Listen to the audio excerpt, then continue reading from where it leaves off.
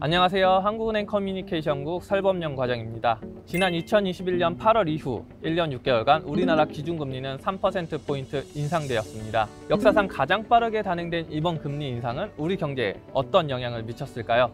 오늘 보코노미에서는 이번 금리 인상이 우리 경제 각 부문에 어떤 영향을 미쳤는지 평가해보고 또 앞으로 우리 경제는 어떻게 전개될지 점검해 보겠습니다.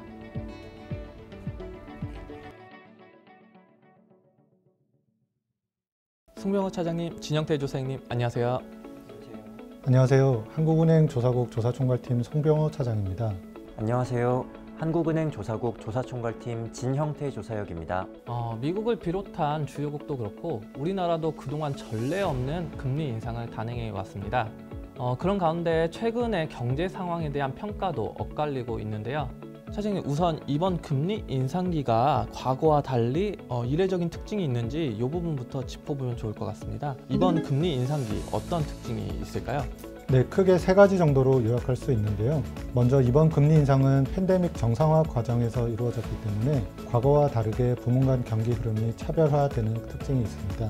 그리고 공급망 차질, 러시아 우크라이나 전쟁과 같이 공급 문제가 크게 불거진 상황에서 금리 인상이 이루어졌는데, 이러한 일련의 공급 측 요인들이 상품 물가와 서비스 물가의 차별화된 흐름을 심화시켰다고 볼 수 있겠습니다.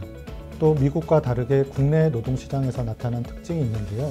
여성, 고령층 위주로 고용이 크게 늘어나면서 내수 부진을 완화하는 요인이 되었습니다. 그럼 하나하나 구체적으로 살펴보겠습니다. 먼저 부문 간 차별화가 나타났다고 하셨는데요. 부문별로 어떻게 다른지 궁금합니다. 팬데믹 기간 중에는 대면 서비스가 크게 위축되고 비대면 IT를 중심으로 재화와 제조업 경기가 먼저 회복했습니다. 하지만 경제활동이 정상화된 이후에는 제조업 경기가 빠르게 둔화된 반면 서비스업은 강하게 반등했고요. 이렇게 팬데믹 정상화 과정에서 금리 인상 등 글로벌 긴축 국면이 동반되면서 금리에 민감한 IT나 제조업 경기는 더욱 위축된 반면 금리에 덜 민감한 서비스업은 계속 반등해 엇갈린 경기 흐름이 보다 뚜렷해졌습니다. 게다가 우리나라는 제조업 비중이 주요국에 비해 높은 편이고 중국의 봉쇄 조치 영향까지 더해지면서 수출 제조업 부진이 가중됐기 때문에 부문 간 차별화가 주요국보다 더 크게 나타난 측면이 있습니다. 그간 공급망 차질 등 공급 문제가 크게 불거진 상황에서 금리 인상이 이루어져 왔었는데요. 공급층 요인은 어떻게 영향을 미쳤을까요? 팬데믹 기간 동안 상품에서부터 물가 오름세가 확대되었고 러우 전쟁으로 국제 원자재 가격이 급등하면서 인플레이션이 더욱 심화되었습니다. 이후 공급 차질이 완화되고 주요국 정책금리 인상이 더해지면서 상품 가격은 상대적으로 빨리 둔화되고 있지만 서비스 물가는 금리 인상 이후에도 둔화 흐름이 더딘 모습을 보이고 있습니다. 결국에는 공급 측 요인이 상품 가격과 서비스 가격 차별화 흐름을 심화시켰다고 이렇게 이해하면 되겠네요. 그리고 이번 금리 인상기에 미국 등 주요국과 또 다른 점은 노동시장이라고 생각이 되는데요. 어떻게 달랐나요?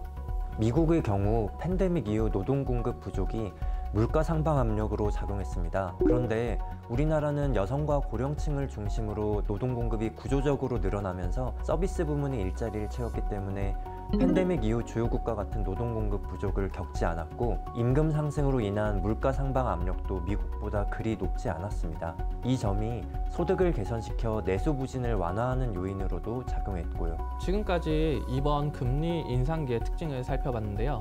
그러면 이런 거시경제 여건 하에서 금리 인상의 영향이 어떻게 나타났는지 부문별로 살펴보도록 하겠습니다. 우리나라는 주요국과 비교했을 때 금리 인상으로 인한 통화 긴축 효과 어땠나요? 네, 우리나라는 금리 인상의 효과가 상대적으로 빠르고 크게 나타났다고 볼 수 있겠습니다. 주요국보다 금리 인상이 반년 정도 일찍 시작되기도 했고 가계나 기업의 변동금리 대출 비중이 상대적으로 높기 때문에 이자 부담이 빠르게 늘어난 측면이 있습니다. 그러면 금리 인상의 파급 영향이 가장 컸던 부분은 어디일까요? 제 생각에는 아무래도 이슈가 되고 있는 부동산 시장이지 않을까 싶은데요. 네, 말씀하신 대로 부동산 시장 위축이 가장 두드러졌습니다. 부동산 가격은 팬데믹 기간 중에 워낙 가파르게 올랐기 때문에 시장에서는 고평가 인식이 크게 확산된 상황이었습니다.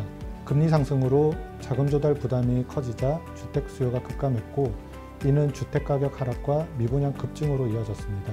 그 결과 일부 부동산 PF의 부실 위험이 높아졌는데 익스포저가 큰 일부 비은행 금융기관의 유동성 상황에 대해서도 우려가 커졌습니다.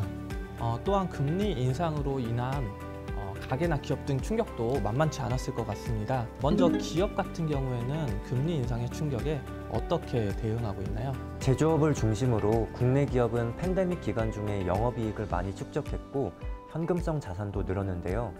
이런 요인이 금리 인상 충격을 완충한 것으로 보입니다. 팬데믹 정상화 과정에서 금리 인상기와 맞물려 지난해 하반기 이후 초과 영업이익이 감소하는 모습이지만 여전히 팬데믹 이전 수준을 상회하고 있는 상황입니다. 그러면 가계는 어떤가요? IT 제조업이나 수출 대기업에 종사하는 가계, 그러니까 상대적으로 고소득 가계들은 임금이 상승하면서 초과 저축을 쌓아갔고 경기가 둔화되는 상황에서도 고용 불안이 나타나지 않아 소득 둔화가 제약되면서 이자 부담을 감내할 수 있었던 것으로 보입니다. 또 저소득 가계의 경우 서비스 경기가 회복되면서 고용이 증가했고 정부의 재정 지원도 있었기 때문에 소득이 감소하는 부분을 어느 정도 완충한 것으로 판단됩니다. 가계나 기업 등 경제 주체들은 금리 인상의 충격을 잘 견디고 있는 것으로 평가해 볼 수 있을 것 같습니다. 그런데 미국의 경우에 SVB 파산 사태와 같이 금리 인상이 금융기관에 굉장히 큰 충격을 주고 있는 것으로 보이는데요. 우리나라 같은 경우에는 어떤가요? 네, 아까도 말씀드렸다시피 우리나라는 변동금리 대출 비중이 높은 편이기 때문에 국내 금융기관들은 금리 인상 이후에도 수익성이 나빠지지 않았습니다. 특히 지난해에는 국내 은행의 단기 순이익이 역대 최대 수준을 나타내면서 수익성이 오히려 양호한 모습을 보였습니다. 또 주택 가격이 큰 폭으로 하락했지만 상대적으로 엄격한 LTV 규제로 인해서 주택 관련 대출이 부실화되지 않았습니다. 정책 당국도 금융 시스템이 안정을 유지하는 데 적지 않게 기여한 것으로 보이는데요. 작년 레고랜드 사태 때에는 당국의 신속한 대응으로 금융시장이 빠르게 안정을 찾기도 했습니다. 지금까지는 가계나 기업, 금융 시스템들이 전반적으로 금리 인상 충격에도 불구하고 완충 여력을 보여왔는데요. 앞으로의 전망은 어떨지도 궁금합니다. 글로벌 금리 인상 기조도 이제 거의 종료되는 것으로 보이는데 우선 대외 여건 어떻게 보시나요? 최근 선진국 경기가 둔화되고 있고 IT 경기나 중국 경제와 관련한 대외 여건 개선이 지연되고 있어서 연초보다는 성장의 하방 압력이 확대된 상황입니다. 아무래도 IT 부문이 얼마나 빨리 반등하느냐가 관건이 될 수 있겠네요. 그런데 수출도 중요하지만 내수도 그에 못지않게 중요하잖아요. 내수에 대한 전망은 어떻습니까? 다행히 내수는 서비스를 중심으로 당분간 완만한 회복세를 이어갈 것으로 보입니다. 우리나라는 주요국에 비해서 상대적으로 경제활동 재개가 늦은 편이기 때문에 펜트업 수요가 당분간 이어질 여지가 있는 것으로 보입니다. 또 하반기에 외국인 관광객들이 많이 유입되면 서비스 업황 개선에 도움을 줄 것으로 예상하고 있습니다. 이 같은 상황은 근원 물가가 더디게 둔화하는 요인으로 작용할 것으로 예상됩니다. 그리고 아까도 말씀해 주셨지만 금리 인상의 파급 영향이 부동산 시장에 영향을 미치는 것으로 나타났잖아요. 앞으로 금융시장의 불안이 확대될 가능성은 없을까요? 말씀하신 대로 비은행 금융기관을 중심으로 한 PF 대출 부실 가능성이 현재 가장 취약한 부분으로 평가되고 있습니다. 향후 부동산 가격 하락이 지속될 경우 PF 대출에 대한 신용 리스크가 금융시장 불안으로 확산될 수도 있는데요. 이런 비은행 중심의 금융 불안이 실물 경제로 전이될 가능성도 배제할 수는 없을 것으로 보고 있습니다.